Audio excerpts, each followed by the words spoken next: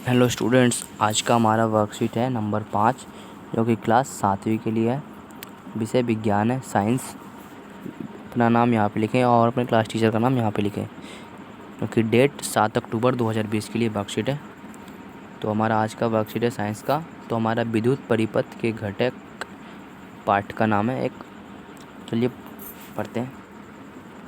स्नेहा रवि की बहन अपने गृह कार्य के लिए उसे एक विद्युत परिपथ बनाने के लिए कहती है। रवि ने चित्र में दिखाए गए जैसा परिपथ बनाया। जैसा कि चित्र में दिख रहा है ना, यहाँ पे चित्र है, तो उसी तरह का एक परिपथ स्कूल में बनाया। समझ गए? इस तरह से बनाया। तो हमारा आगे है, स्नेहा ने ऐसा परिपथ अपनी कॉपी में चित्रित करना बहुत मुश्किल लगा, इसलिए उसने रवि को परिपथ आरेख और उसके घटकों को सरल बनाने के लिए कहा। रवि ने उसे दी गई तालिका में सिखाया। तो यहाँ पे एक तालिका दिया हुआ है जिसमें विद्युत अवयव और प्रतीक दिया हुआ है। तो देखिए यहाँ पे ये विद्युत अवयव मतलब कि विद्युत के नाम है, और ये प्रतीक है जिसका कि उसका एक नाम है। चलिए देखते हैं। तो पहला हमारा बैटरी है, विद्युत सेल बोलते हैं शुद्ध हिंदी में। उसका प्रतीक होता है इस तरह का, एक ऐसा होगा, एक ऐसा होगा। और विद्युत बल्ब है, तो इसका उपयोग इस तरह का होगा, इसका प्रतीक है। और है स्विच ऑन स्थिति में, स्विच ऑन स्थिति में कुछ इस प्रकार का होता है। समझ गए? इस तरह का होगा। और यह है स्विच ऑफ स्थिति, स्विच ऑफ में कुछ इस प्रकार का दिखेगा। और यहाँ पे है बैटरी, तो बैटरी एक बनाने के लिए कुछ इस तरह का प्रतीक है। और संयोजी तार, तार तो आपको पता ही है, तार इस तरह का होता है, मगर इसमें ये तार का ये छिला हुआ है प्लास्टिक, तो इस तरह से संयोजी तार। ठीक है, इस तरह से इसका प्रतीक है। तो देखिए यहाँ पे लिखा है, अब स्नेहा ने उपरोक्त परिपथ आरेख को सरल रूप में तालिका में दिए गए प्रतीकों का उपयोग करके बनाया। इस प्रकार हम प्रतीकों का उपयोग करके सर्किट आरेख को आसानी से बना सकते हैं। तो हम सर्किट आरेख को इस तरह से, तो ये देखिए ये क्या है, ये विद्युत बल्ब है और ये तार है, ये भी तार है, और ये एक बैटरी है विद्युत सेल, और ये ऑन स्थिति में है। तो हम आगे देखेंगे। तो यहाँ पे एक विद्युत परिपथ चालक और अन्य विद्युत तत्वों से बना एक बंद लूप है, जिसे माध्यम से विद्युत प्रवाह हो सकता है। उदाहरण के लिए एक बहुत ही सरल विद्युत परिपथ में 3 अवयव होते हैं।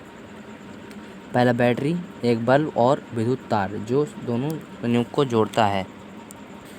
तो हमें कोई भी विद्युत परिपथ बनाने के लिए हमें 3 चीज़ों का आवश्यक होता है, बैटरी, बल्ब और तार। तो इसका प्रश्न अभ्यास कुछ इस प्रकार का है। पहला है, सेल, बल्ब और बैटरी का प्रतीक अपने नोटबुक में बनाएं। सेल, बल्ब और बैटरी का, तो देखिए यहाँ पे सेल, बल्ब और बैटरी का प्रतीक कुछ इस तरह का होगा। तो यहाँ पे है सेल, तो सेल का प्रतीक इस तरह का होगा। तो इसको आप कॉपी में बना लें। प्रतीक बनाना है आपको, तो ये बनाना है, सिर्फ आपको प्रतीक बनाना है। और क्या बनाना था? और बल्ब बनाना था। तो बल्ब होगा, प्रतीक इसका इस तरह का है, तो आप इसे बनाइए प्रतीक को। और अगला है बैटरी, तो बैटरी का प्रतीक इस तरह का होता है, तो आप इसे बनाएं। तो हमारा अब दूसरा क्वेश्चन है, विद्युत परिपथ किसे कहते हैं? तो इसका आंसर आपको इसी में दिखा हुआ है, तो आप यहाँ से यहाँ तक कर सकते हैं इसका आंसर। एक विद्युत परिपथ उदाहरण हो सकता है, समझ गए? यहाँ से लेके विद्युत परिपथ चालक और अन्य विद्युत तत्वों से बना एक बंद लूप है, जिसके माध्यम से विद्युत प्रवाह हो सकता है, उसे विद्युत परिपथ कहते हैं।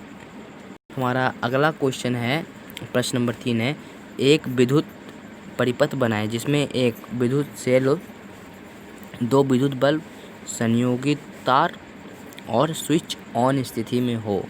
चलिए इसको हम बनाते हैं। प्रश्न नंबर 3 को आपको एक स्विच, जिस तरह से इसने स्नेहा ने बनाया था कुछ इस तरह का, तो हमें भी कुछ इसी तरह से, अगर इसने एक बल्ब डाला था, हमें 2 बल्ब डालना है। चलिए हम 2 बल्ब डालकर विद्युत बनाते हैं। तो आप इसका आंसर कुछ इस तरह से बनाएंगे। तो पहला हमारा था 2 बल्ब, तो ये 2 बल्ब है और एक संयोगी तार और ये एक सेल और ये है ऑन। ऑन का टिक इस तरह का था, एक इधर एक इधर, ये ऑन स्थिति में है। तो आप इसका आंसर इस तरह से आप एक डायग्राम बना सकते हैं। तो ये हमारा आज का वर्कशीट कंप्लीट हो गया है। तो जाने से पहले मेरे चैनल को सब्सक्राइब कर दें और इस वीडियो को लाइक कर दें। तो मिलते हैं अगले वर्कशीट में, तब तक के लिए गुड बाय।